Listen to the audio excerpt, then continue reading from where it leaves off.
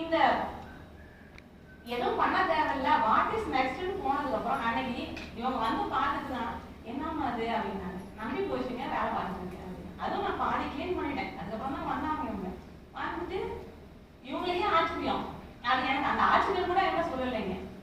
இவங்க அதாவது இவங்களுக்கான மாற்றம் எனக்கு தெரியவே இல்லை.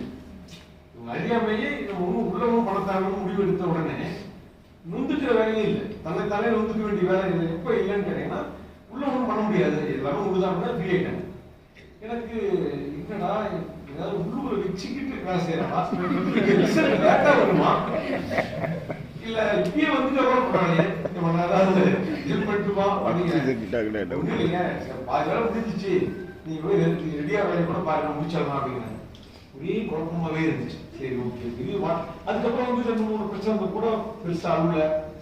பர்சனல் பார்த்தா இந்த புக்கு மேக்சின்